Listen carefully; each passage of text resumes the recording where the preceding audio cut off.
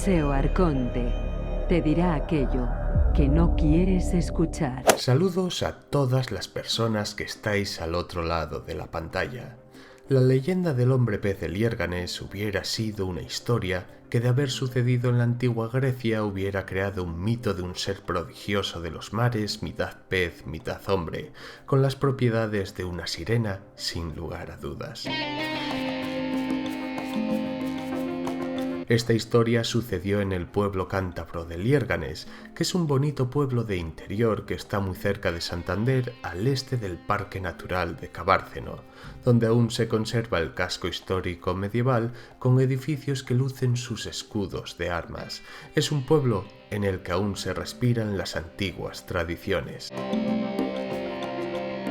Ha sido tal el impacto de la historia que nos ha llegado hasta nuestros días del hombre pez de Liérganes, del que es originario el personaje del que vamos a hablar. Hay un centro de interpretación que no pude visitar porque cuando fui al pueblo estaba cerrado, y una escultura representando al hombre pez a la vera del río Miera, que tiene una placa que reza lo siguiente: su proeza atravesando el océano del norte al sur de España, si no fue verdad, mereció serlo.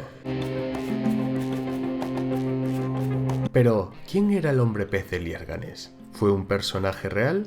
Hay varias versiones de la historia del hombre pez de Liérganes. La primera de todas se recoge en uno de los volúmenes del Teatro Crítico Universal, escrito por Fray Benito Jerónimo Feijoo, que fue un monje benedictino de los más prolíficos de su época, donde menciona al hombre pez de Liérganes en el volumen 6 de su ensayo.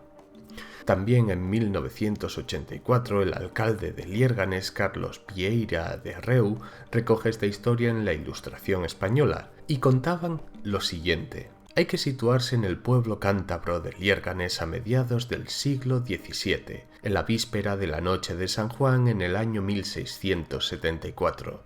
Por aquella época el matrimonio de Francisco de la Vega y María de Casar había tenido 4 hijos, pero María de Casar había enviudado. El segundo de los hijos se llamaba Francisco, que pese a ser muy listo y avispado, desatendía todas sus obligaciones para meterse en el río y pasar allí horas y horas. Y quien haya probado un río del norte sabe que pese a que sea verano, el agua siempre baja bastante fría.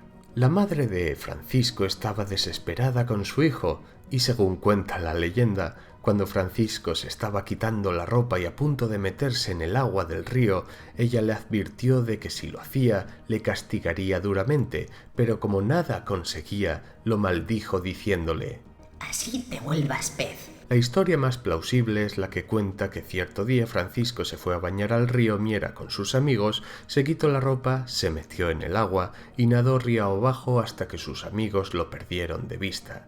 Estos no se preocuparon en un primer momento, puesto que sabían que Francisco era un gran nadador. Sin embargo, dieron la voz de alarma cuando Francisco no volvió a aparecer. Sin embargo, hay otra versión que afirma que María del Casar, al enviudar, viendo que no había manera de que su segundo hijo se hiciera cargo de sus ocupaciones, lo envió a Bilbao a aprender el oficio de carpintero, y fue allí cuando se metió en el río acompañado de sus amigos y desapareció. Cuando todo el mundo ya daba por desaparecido a Francisco, 5 años más tarde, en la bahía de Cádiz, en el año 1679, unos pescadores que faenaban en la bahía gaditana avistan un ser acuático con aparente forma humana, en el que cuando se acercaban para divisarlo mejor, éste se zambullía en las aguas y desaparecía por completo, así por varios días, hasta que tirándole pan al agua y cercándolo con las redes de pesca, lo consiguieron atrapar. Una vez en el barco, los pescadores miraron con asombro a un hombre que parecía joven, con los músculos bien definidos, con una piel bastante pálida y un cabello rojizo, pero lo más sorprendente de la descripción es que este ser tenía una cinta de escamas que iba desde la garganta hasta el estómago, otra igual por el espinazo y unas uñas bastante desgastadas y corroídas, seguramente por el salitre. Los pescadores llevaron a esta criatura con los frailes del convento de San Francisco, donde le interrogaron en castellano y en otros idiomas, pero la persona que habían rescatado de las aguas no daba respuesta alguna, hasta que pasados unos días ese considerado hombre pez dijo únicamente la palabra Liérganes. Por aquella época nadie sabía qué significaba esa palabra en Cádiz, pero como si el destino se aliase con el hombre pez, la historia corrió del boca a boca hasta llegar a un joven montañés que estaba trabajando en Cádiz y pudo comentar a los frailes que en el norte había un pueblo llamado Liérganes. La Inquisición comprobó que el pueblo realmente existía y se informó de si en Liérganes había sucedido algo extraordinario que enlazara con el hombre pez encontrado en Cádiz, y solo descubrieron que el hijo de María del Casar y Francisco de la Vega había desaparecido 5 años atrás nadando en el río, y por lo tanto los frailes organizaron una expedición para llevar al joven sacado del mar a Liérganes y comprobar si era el Francisco que había desaparecido. En 1980 el conocido como hombre pez llegó a tierras cántabras acompañado por el fraile Juan Rosendo.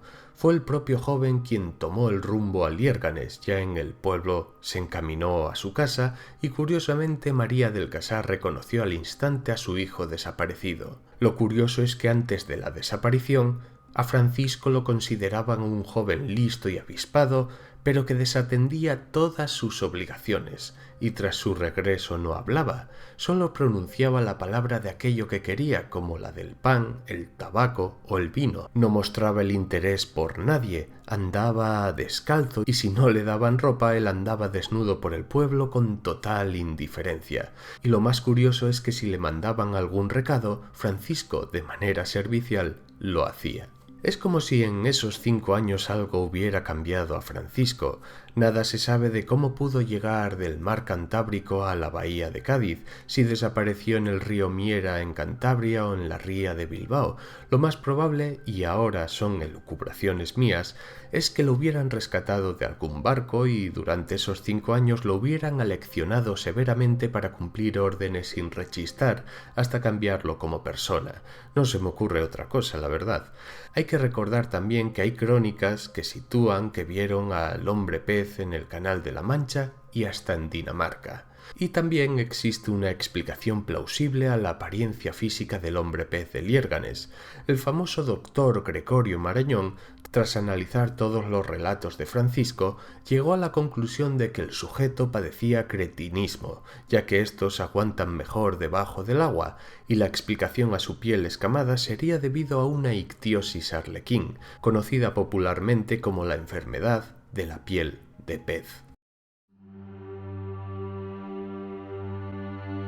Lo más curioso es que por la misma época, como recoge David Madrazo en su libro 50 lugares mágicos de Asturias, en un pueblo del occidente asturiano como es Tapia de Casariego, nace la leyenda del home marín o el hombre pez de Tapia, aunque en este lugar este ser parecía ser utilizado para justificar todas las desgracias que se padecían en el pueblo, que si se rompían las redes de los pescadores, era el hombre pez, que si había un incendio, que si mataban al ganado o había un crimen sin resolver, era a causa del hombre pez.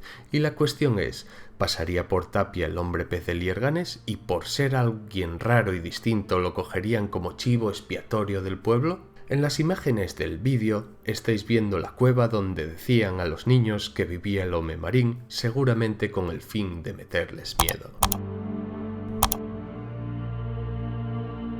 Y para finalizar, ¿habrá más leyendas de hombres pez contemporáneos al de Liérganes en pueblos de las costas de Galicia y Portugal que hayan surgido a raíz de la historia de Francisco? Sería sin duda digno de investigación para saber cómo pudo Francisco llegar desde el mar Cantábrico a la bahía de Cádiz. Sin nada más que añadir, espero que esta singular historia os haya gustado, me encantará leer vuestra opinión al respecto abajo en los comentarios y espero veros en el siguiente videoreportaje de SEO Arconte. ¡Chao! SEO Arconte, el canal alternativo de la información alternativa.